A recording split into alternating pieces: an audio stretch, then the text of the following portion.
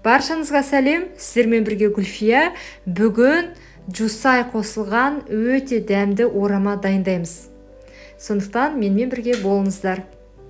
Алдымен қамыр илейміз. Ол үшін бізге суық су, тұз және ұн қажет. Суық суға тұзды салып, жақсылап араластырамыз. Содан кейін сол тұзды суды осы ұнға құйып қамыр илейміз. Қамыр орташа болу керек, қатты және жұмсақ болып кетпесін. Осы асқа қажетті барлық заттарды видеоның астына жазып қоямын, сол жерден қарасаңыздар болады. Қамыр илейміз.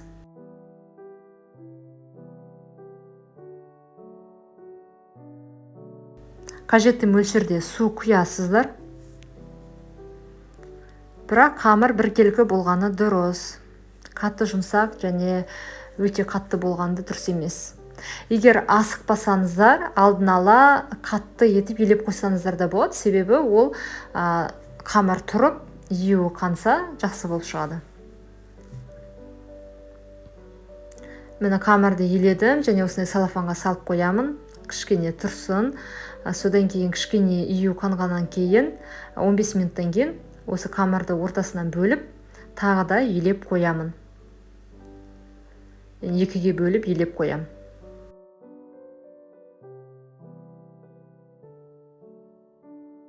Илегеннен кейін қамырды тағы да салафанға салып қоямын. Бір 5 минут тұрса жеткілікті. Видеода көріп тұрғандарыңыздай бір келкі болып шығады қамыр. Сол кезде тез жайылады. Қайтадан салафанға салып қоям 5 минутқа. Содан кейін біз салмасын дайындаймыз, яғни салмасына көп мөлшерде жусай қосамын. Енді бұл орамаға көбіне жусай қосылады. Негізі өзім жусаймен ораманы өте жақсы көрем, сондықтан рецептпен бөлісіп жатырмын. Егер жасап көрмесеңіздер, міндетті түрде жасап көріңіздер. Жусайды тазалап, жуып дайындап қойдым. Ұсақтап тураймын. Негізі жусайды тек орамаға ғана емес, жаңағы пирожки, беляши барлығына қоса береді. Өте дәмді болып шығады. Біз өзіміз жусайды жақсы көреміз. Туралған жусайды ыдысқа салып, тағы да қалған жусайды ұсақтап тураймын. Яғни көп мөлшерде қосамын. Жусайдың өзімен ғана жасаса да болады, бірақ бұл рецептте мен тартылған ет қосамын. Сол кезде кішкене тойымды болады. Егер жусайдың өзімен ғана орама жасасаңыздар, онда бөлек жаңағы подливын жасасаңыздар болады. Сол кезде тіпті дәмді болып шығады. Мен енді орама жасаймын. Барлық жусайды ыдысқа саламыз. Содан кейін бір пияз қосамын. Пиязды да ұсақтап тураймын. Бір келкі етіп ұсақтап тураймын.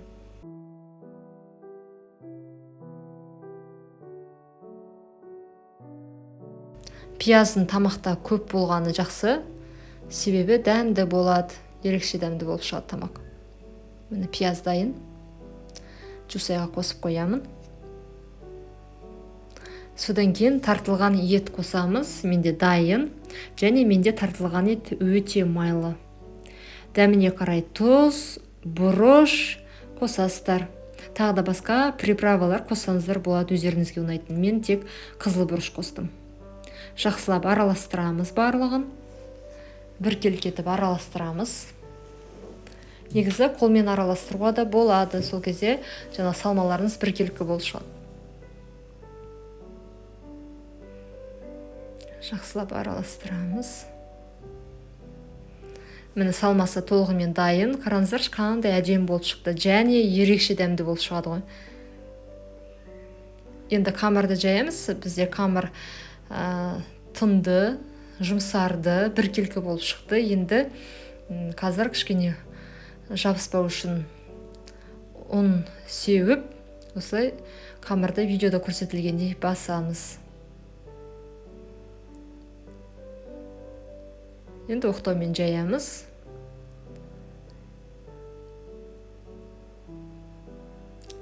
Осы YouTube каналымда түрлі рецепттермен бөлісемін, сондықтан видеоның астындағы подписаться кнопкасын басып, каналыма тіркелуді ұмытпаңыздар.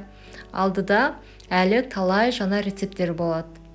Қамырды жайдым, міне бір келкі жұқа етіп жайдым.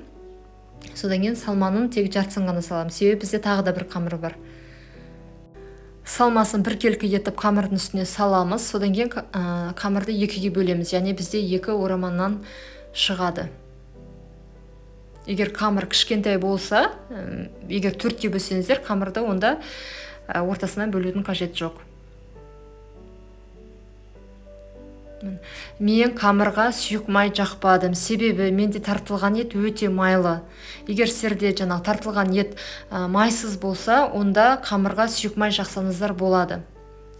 Менде сұйық май жақпай-ақ өте майлы болып шықты. Енді осы ораманы мантоваркаға саламыз, майляймыз әр табағын.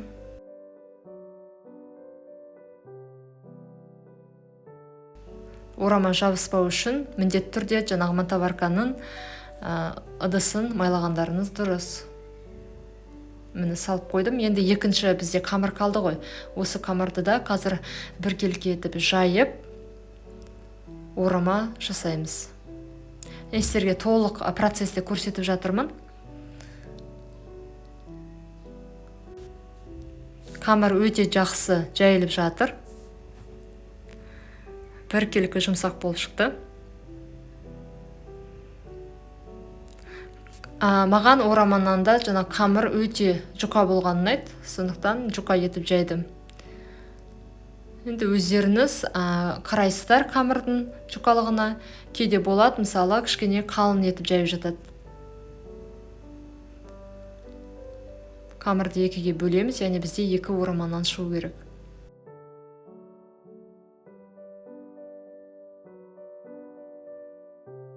Біздің ораманнан дайын, толығымен дайын, яғни бір мантоварка болып шығады. Және осы орамананды мантоваркаде 45 минут пісіресіздер жоғарғы отта. Ет болса, егер ет болмаса, онда 30 минутта жетеді. Енді орамананды пісіремін. Ораманнан дайын, өте дәмді болып шығады. Міндетті түрде жасап көріңіздер. Егер үйлеріңізде жусай болса, онда бірден жасасаңыздар болады. Баршаңызға ас болсын. Егер осы рецепт бойынша дайындасаңыздар, комментарийға жазуды ұмытпаңыздар және лайк басып, каналыма тіркеліңіздер. Баршаңызға рахмет.